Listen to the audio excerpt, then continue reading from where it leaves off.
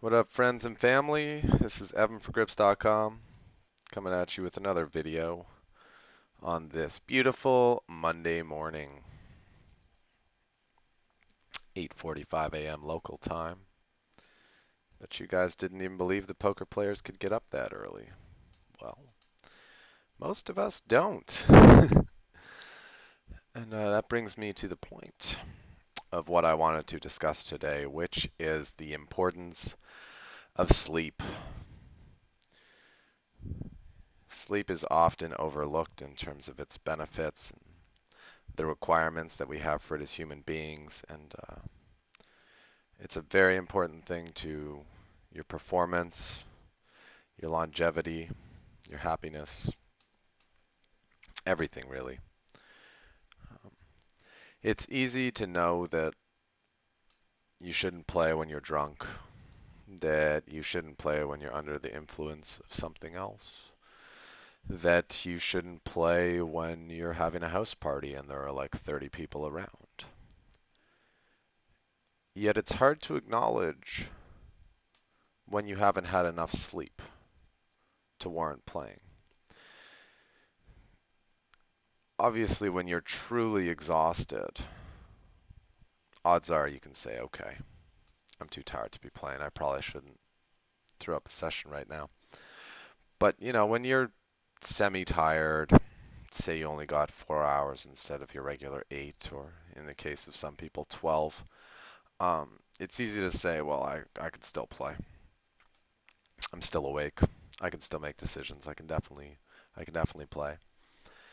And it's probably true that you can still sit at your chair and click your mouse button and make your decisions. But if you're not fully rested, you're not going to be making your best decisions because your brain is going to be dealing with the fact that you're tired and trying to help you to stay awake. And that means a lot of your brain power is going towards just general functioning rather than general focusing. Um, so it is very important that you get enough sleep. Um, Now, let's say circumstances happen that you can't get enough sleep. You live beside a popular bus station. Um, you live next to an airport. You live next to a construction site. I don't know. Just something happens that you can't get enough sleep. You get an emergency call in the morning. Gotta take it. I gotta deal with the situation. Don't let that automatically mean that the day is a write-off when it comes to playing. You definitely shouldn't just like hop right in and go crazy. But there's nothing wrong with, maybe spend the morning studying, take a nap, or as los españolas call it, uno siesta, aka biesta, because it is very good. Um, yeah, have a siesta in the afternoon, and then you'll wake up feeling really fresh. And the great thing is when your opponents, who might have been playing all day, are starting to feel a little bit tired, you're coming in fresh, firing on all cylinders, and that is a big, big, big advantage.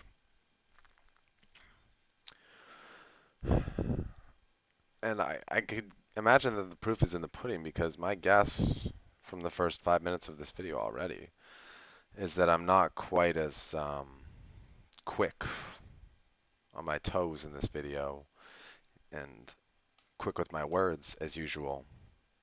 And that's because, I only got my 6 hours last night when I would have liked a lot more, especially after a long Sunday.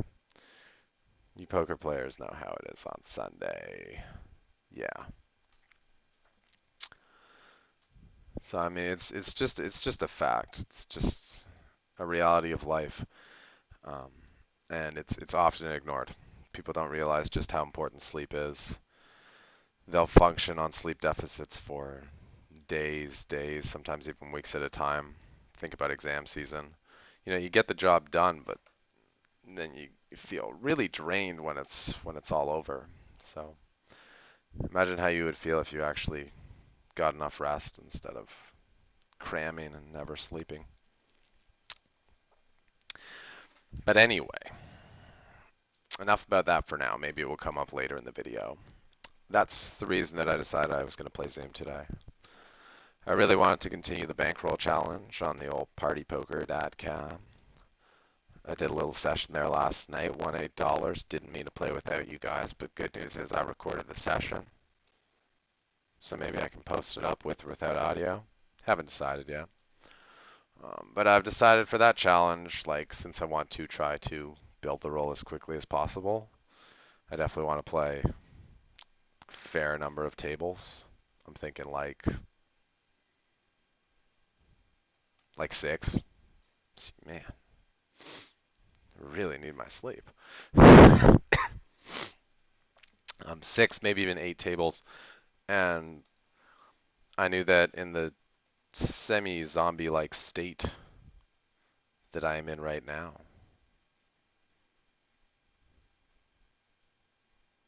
there's no way I could play 6 tables optimally or play 6 tables well.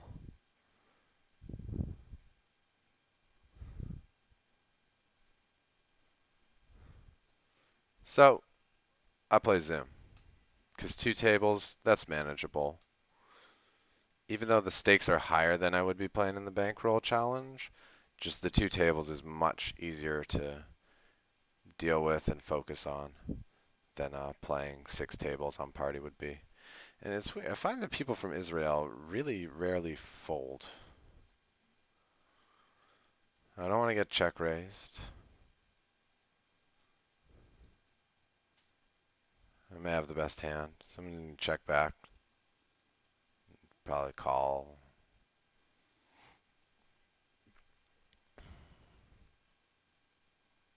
Not the best board for me, but he's laying me a very good price. Call and evaluate.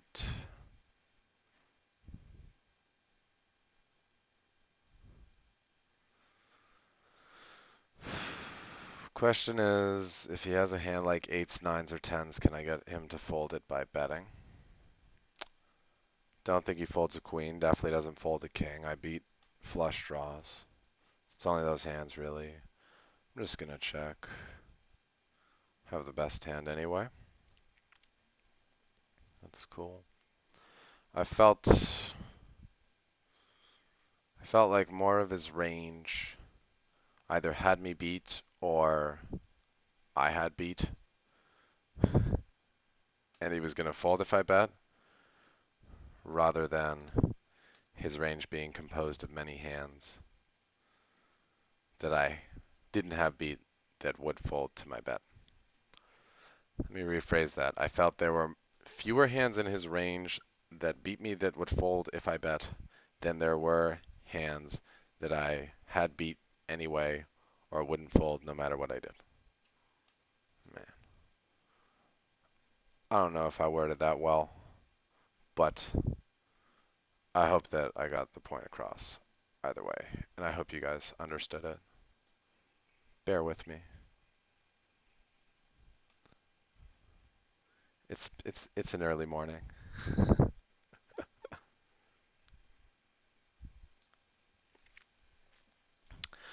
But early mornings aren't the worst thing ever if you take advantage of them. There are 2 things you can do when you get disturbed from your slumber at an unplanned hour. You can A, be angry and upset at whatever caused you to be awoken, dwell in it, be pissed, sit around, mope, do a whole hell of a lot of nothing. Maybe watch some TV, watch a movie. The other option is to take advantage of the fact that you are awake so early and be productive. You could exercise, go for a run, which is what I did this morning.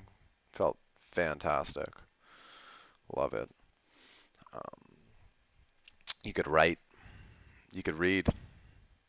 If you got an assignment that you've been putting off for a while, maybe you can just take care of that.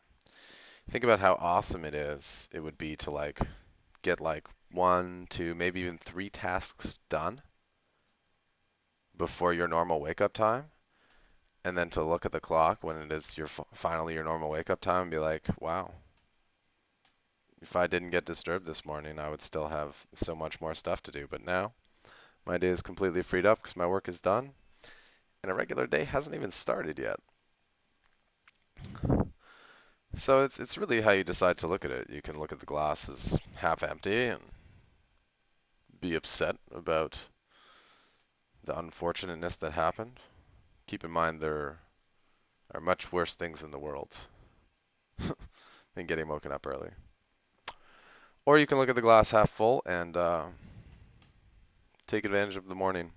It's a great time of day, and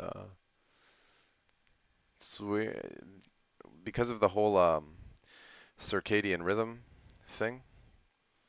And for those of you who aren't familiar with it, we have like two circadian rhythms, something.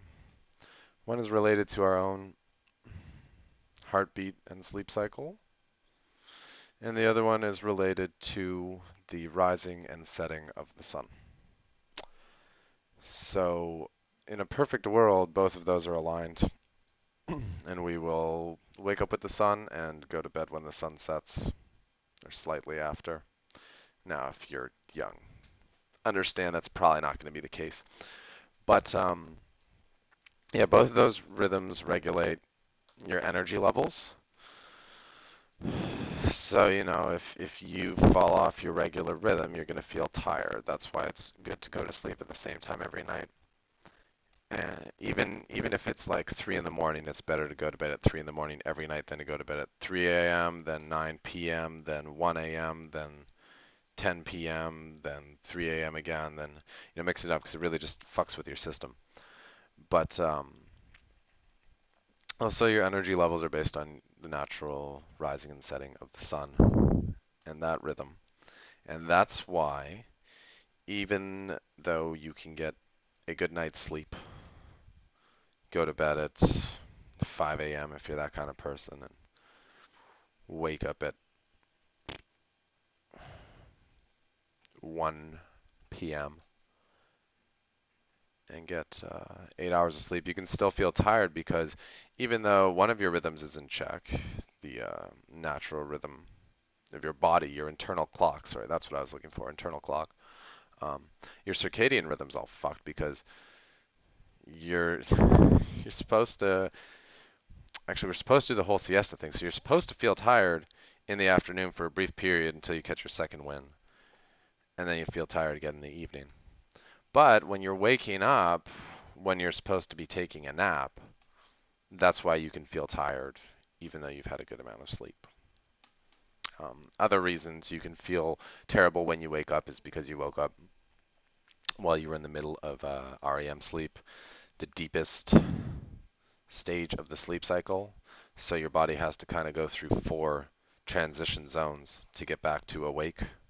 Because there's, conscious, semi-conscious when you're starting to fall asleep, and then something that's named something else for when you're in like light sleep, and then REM sleep for when you're in really deep sleep. It's kind of like that movie Inception, where they have to jump through the layers of dreams.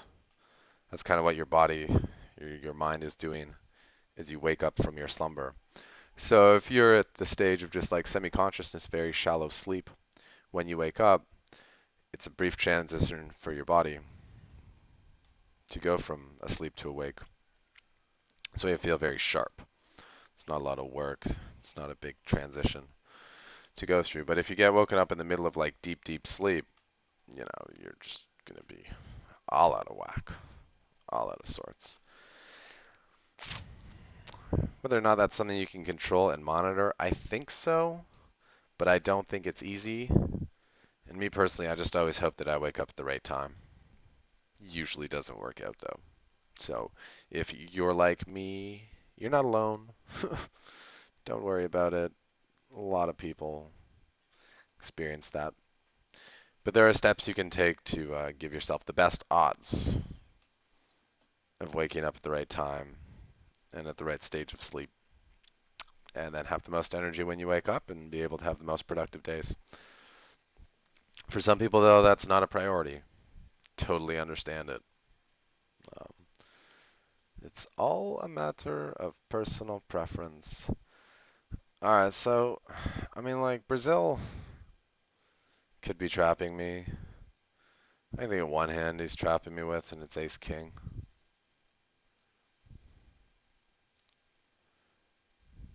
If he has a draw, though, I want to charge him. If he has ace six, I want to get value. I don't want to call and allow him to just check back the river.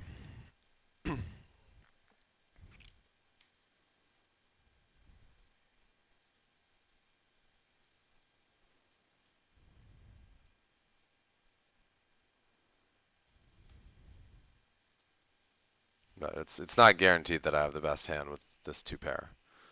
It's likely, but it's not guaranteed. I just feel like with the board being having a flush draw and a player behind there, he's not likely to slow play two pair on the flop, especially that he min raised and the pot's so small to begin with. He really needs to build it. So I actually felt like ace six was much more likely. I didn't know that he'd be min raising 9-6, king six, pocket sixes. Something that was helped by the turn, I thought was going to be a much more likely holding than something that had me locked down dead on the flop. It just wouldn't make sense for him to slow play there. Lucky turn card for me, but really just a case of him getting punished for opening way too wide pre-flop.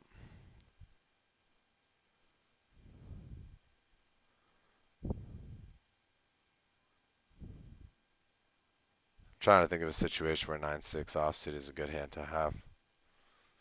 Maybe if you're like cold 4 betting or cold 5 betting. It's very unlikely anyone's going to see your cards anyway, so your hand doesn't matter. Otherwise, yeah, it's just bad. Playing tight today. Not going to be doing a lot of 3 betting. I mean, I know I've done a lot of it in other videos, and it's fun, and we get into fun spots, and then we can laugh about it later, and that's cool. But I think the guys who have been requesting the Zoom videos want to see how to win money playing Zoom. So I'm just going to try playing a pretty tight, solid, aggressive style, low variance, and see if I can win the money doing that. That's what you got to do at the beginning anyway. You can't try to play like the Harlem Globetrotters right out of the gate. You got to learn how to play college ball first.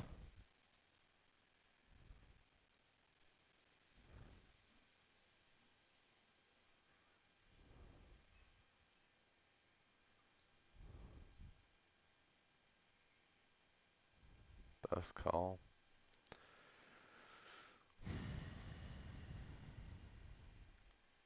We need to reverse these flops, eh? That'd be sweet.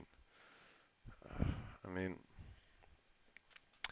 Dima could have been limping with pocket pair. I guess he could have like king, some like really shitty Broadway, as well as ace rag hands. But between the two of them, there's a good chance that one of them has a piece of that board. So I just don't know that there's any sense in betting. We'll see. So you don't know if you hold control before you click fold, you can watch what happens. My roommate didn't know that. You guys been playing 2-5 Zoom like heaps. You didn't even fucking know that you can see the hand histories or watch the hands play out. Poor guy.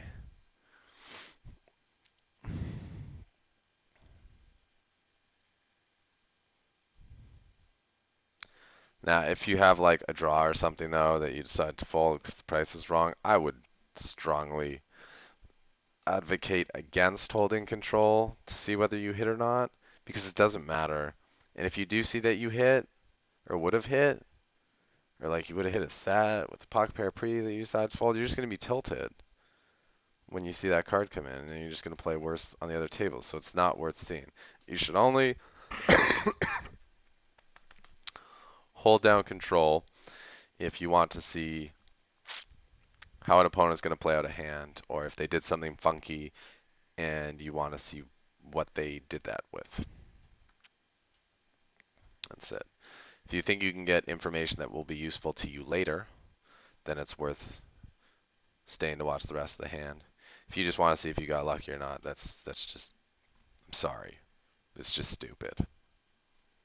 Really.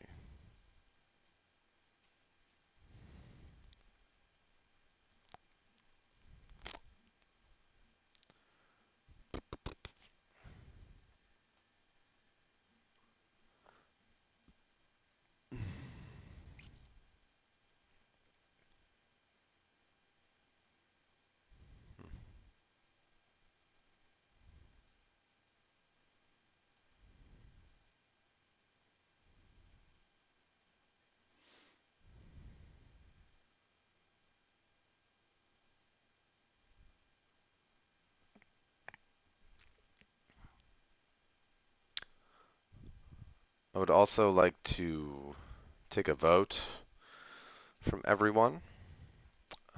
I would like to do a seminar video this week, and I need to know what you guys are interested in seeing. Whatever the most popular thing is what I'm going to do a seminar on. So far, there's been some requests for how to three barrel, and there have been some requests for how to play small pairs out of position.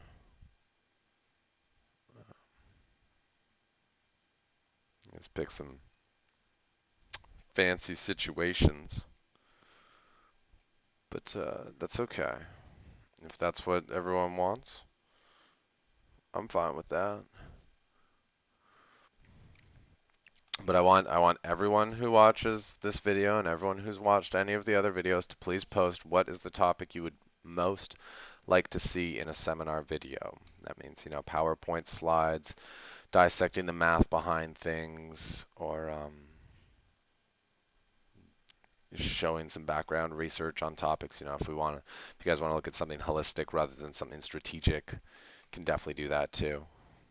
But I really want to do one because it's been a while since I did one. A couple of weeks, I think. So make the vote, guys. Let me know what to do. And if you guys pick something that's holistic, I'm going to be pretty happy too because researching this stuff is really fun for me. I get to learn new things, become a smarter person before I share that information, make you guys smarter people. And it's fun, it's rewarding. The same way school is fun when you actually like what you're studying versus when you're just doing it because you have to. Or when you pick up a new hobby and you just read like crazy about it to try to get really good at it. Um, yeah, it's fun. So try to give me a good topic, guys. Now don't feel the pressure like you have to pick something holistic now because that's not the case.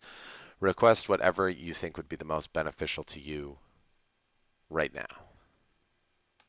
so that you can have your best year ever. And we'll try to make it work. Wow, I just saw this crane lift up a slab of concrete 42 stories and then place it on top of some other cement. It's pretty crazy watching condos get built from up close. It's pretty annoying too. And it's pretty amazing that we're already so far as human beings that we can build these things, make them pop up in a matter of months. Quite a few months, but a matter of months. I know it's been that case for a while, but 100 years ago, I don't think this was happening. I don't even know if it was happening like 50 years ago. Pretty crazy if you think about it. How far we've come as human beings, how smart we are, how much we can do, how accessible information is. It's crazy. Yeah, I'll raise a 6-9 from the cutoff, but it's suited.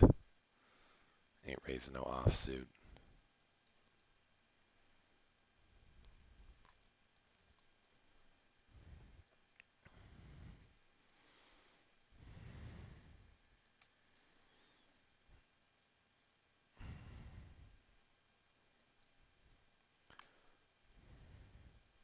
Seems really about playing well in all the small and medium-sized pots, slowly building up your stack. Um, it's harder to just like identify the guy who's playing 70/20 or whatever, and just stack them like you would in a regular ring game where you identify the fish, wait him out, try to get the hand, take him down. Um, it's kind of like worm and rounders versus what what is Matt Damon's name? Mike. Yeah, Mike. Um, yeah, whereas he's playing straight up, just grinding it out, win little pots here and there. And Zoom's about, slowly building it up. If you're lucky, getting the occasional gift, but really just not giving it away and making major mistakes.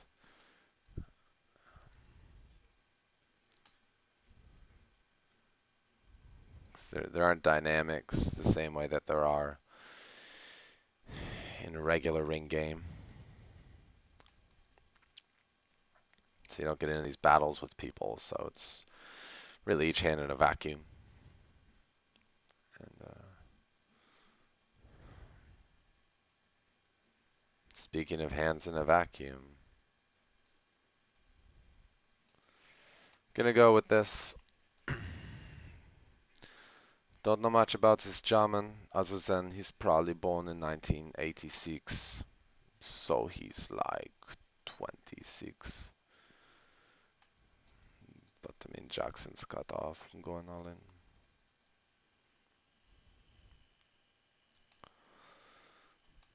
If I know that player better, um, calling is also going to be a pretty valid option. And then just evaluating based on various boards, having different plans on the boards. And if he's very aggressive, then it's an easy get in. But barring any reads, I just got to go with my gut. My gut said go with it that time. And it's hard to gauge. I'm just gonna like check call a bunch here. Check, check. I got nothing, bro. Now maybe I can value bet because I've checked twice, so I couldn't possibly have a king. If he has a pocket pair, I might call. If he has like ace high, probably won't. And if he has tens, I lose, but that's the only hand. Or a three, but he probably doesn't check back three twice. Tens or bluff or chop. Six slow play, bro. I guess I was missing out on value by taking that check line. If I went bet, assuming the turn was not a three, I don't know that I get three streets anyway. Checking the flop, I'm definitely going to get the turn and river, so two streets. If I bet the flop, I probably get two streets as well. So I don't think it really mattered against his particular hand what I did there. But this one's getting 4-bet.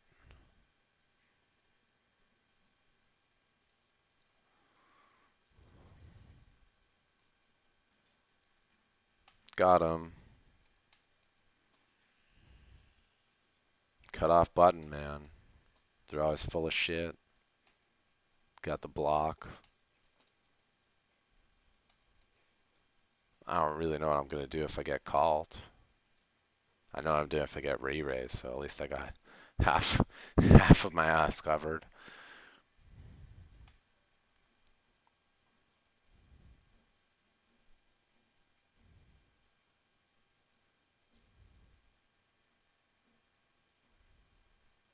Not.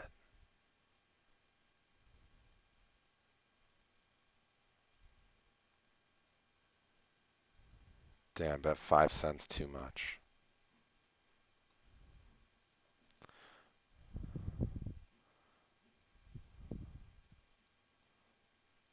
I think I'm gonna check the turn and river so that he can bet his floats, and by the river he'll value bet most hands that would call another bet anyway. So I can get value out of both his value range and his bluff range.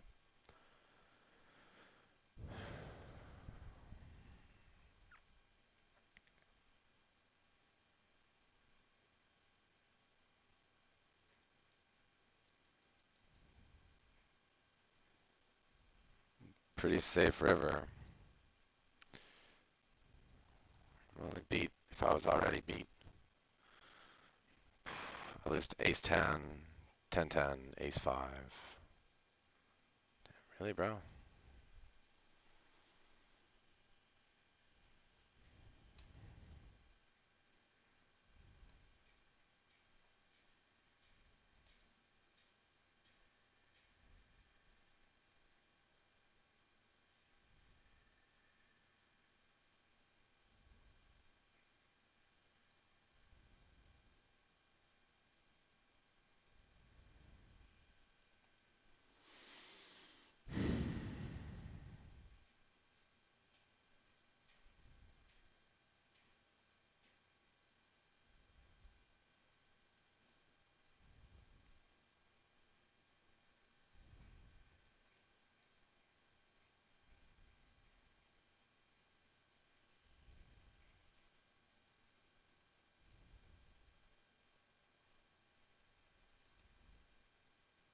Damn. Had to be. Had to be 2 tens. Man.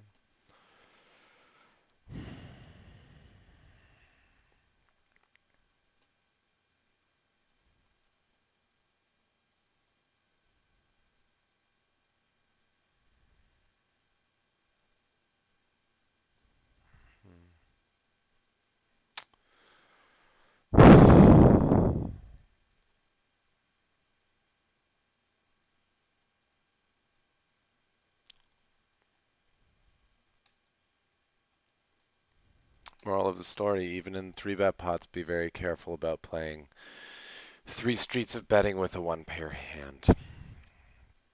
Even though I was check calling the turn to get value from both his floating range and his value betting range. I think, given the nature of the board and the fact that when I check call, I pretty clearly have an ace, it should be pretty unlikely that he tries to bluff me off it on the river because it doesn't look like I'm folding.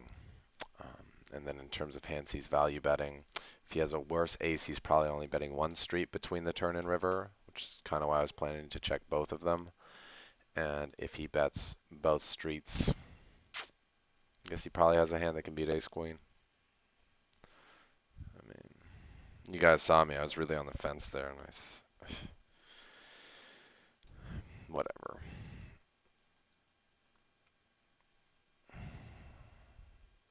I think on my A game, I'm making that fold, but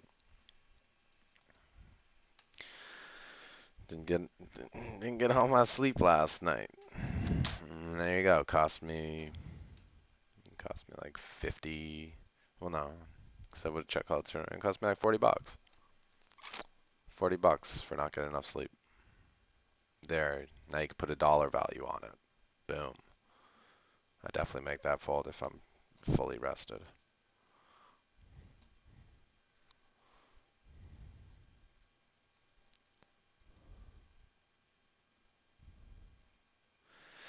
I also know when to quit. Um, make a bad call, my session's done. Like when there's a spot where I know it's close and I know I should go one way and I go the other, I'm not going to keep going on after that. That's a clear indication that I'm not playing my best game. So better just go do something else for a little bit and come back to the tables when I feel that I can put my best foot forward. Um, it's not the most fun thing to do, and it sucks admitting. when you're off your game and not playing your best, but as a good player or as a professional, whatever you are or whatever you aspire to be, it's important. It's of the utmost important to have that ability to quit and the ability to be honest with yourself. So it's me being honest with myself and saying, I fucked up. I guess I'll take the loss. Um, 25. Good news is I think I only lost like 50, not even $15 on the session, despite that one hand. Part of why I was thinking about folding was just to lock up the win. But again, I'm willing to make these mistakes for smaller amounts so that you guys don't make the mistakes. So that you guys can build faster and avoid those spots. Got to be careful in those 3-bet pots. Definitely. But anyway, I have things to do, so I'm going to go attend to them. Hope you guys enjoyed the video. As always, please, comments, and yeah, let me know what you guys want to see for a seminar video for sure, because the sooner I have that information, the sooner I can start doing my research and put together something real awesome for you guys. All right. This has been Evan for Grips.com. Now it's your turn. Go out there and get stacking.